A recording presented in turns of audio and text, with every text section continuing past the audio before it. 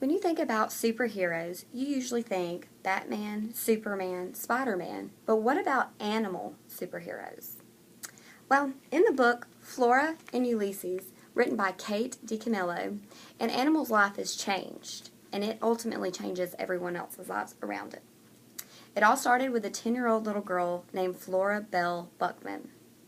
Flora loved comic books. She was currently reading The Illuminated Adventures of the Amazing Incandesto. Flora's next-door neighbor had bought his wife a new vacuum cleaner for her birthday. It was the best of the best vacuum. It was the Ulysses Super Suction Multi-Terrain model. Well, he tells his wife, take it outside, try it out. So she does. She takes it outside, turns it on, and it is so powerful it starts to suck up everything, including a squirrel. Well, Flora is upstairs in her room reading her comic book when she hears the commotion.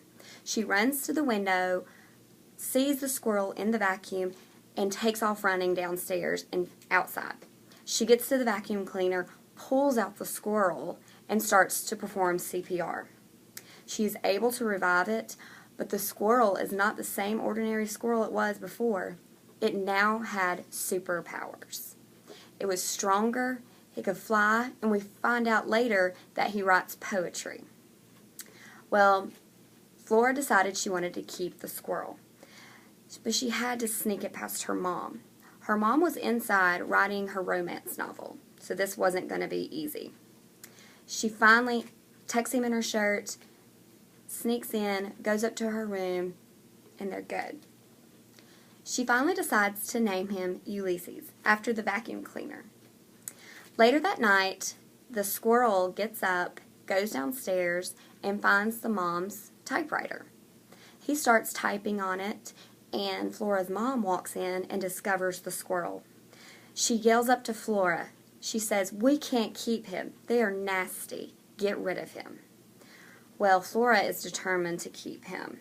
So the next morning, Flora's dad comes to pick her up for their weekend visit. Flora's mom tells the dad, "You have to get rid of this squirrel." She hands him a shovel and a bag, and she says, "You know what to do." Flora is panicking because she wants to keep the squirrel. So she's going to try to do anything she can to keep him. But if you want to find out what happens in the end, you're going to have to read this book.